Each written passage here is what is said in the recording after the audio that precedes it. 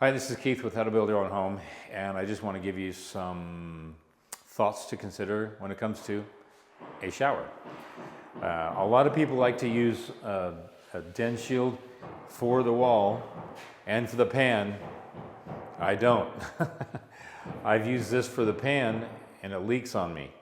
I like to go with an old school method, which is really the bladder system, and you'll see that this here is just a nice thick rubber. And that is my pan. I pass my pan inspections all the time with this. I have not had a problem with what I call the bladder system inside my shower. And so you can see we got water in here. We got the drain plugged and it's holding water. We passed our inspection. And you can come in here and put a mark on the bladder just to see where the water is.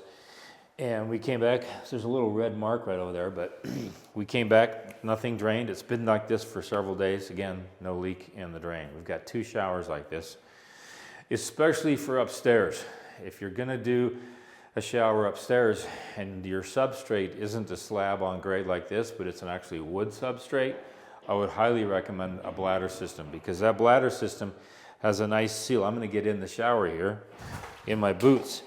That bladder goes all the way right inside the base there, and it holds it down and it blocks it down. It's a complete seal, so that bladder goes all the way inside there. And I never have any problems with that. Again, if it can be someone installs it wrong, but I've never had that happen because I deal with some guys who kind of know what they do. But then I do put the red guard up on the den shield, which is the backer board. Not backer board, but it's the dry shield. And then we put the red guard, and then we'll seal it up again with this on top, seal it off, and we got a complete seal. But I don't like to use something that's not a solid surface. This here is a solid surface. In my experience, I haven't had any problems with that. That's just my take. I'm sure that maybe some tile installers out there would say otherwise, but let me tell you the real dirty secret about tile installers.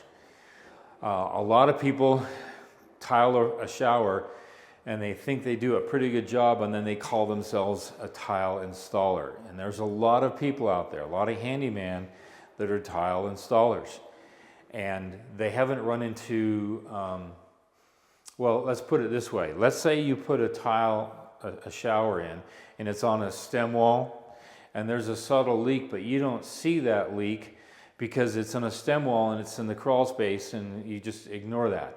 I came back to a home after a couple of years that a friend of mine remodeled it, and I looked underneath the crawl space and there was a leak right under the shower where the shower was, and it had been leaking for a long time because they didn't check that in. They didn't make sure that it could hold water. So sometimes you never know. And you know for certain when it's on the second floor and when you see that leak in the ceiling. That's when you know you've got some serious problems. And that's told me several times, make sure you try to get a real more permanent system to hold water, and make sure that holds water very, very well. One thing to keep in mind is we've got a drain system, and let's say that this here is the pipe coming out of the ground, and then you're going to put the what you call the shower bed, the pan, fitting inside that. Well, the big leak is the transition between what the plumber does and the tile installer does. They put I should go get a flange, and I don't have one here, but just imagine that transition here between the base flange and the actual piping coming up out of the ground.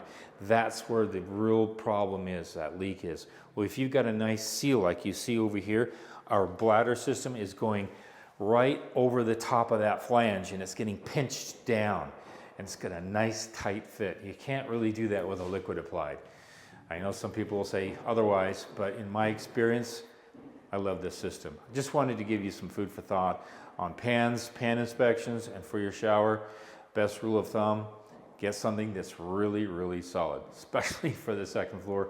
You're gonna see it, and I've seen it leak many times when it's not a more permanent system. This is Keith Kelch, giving you my food for thought with How to Build Your Own Home.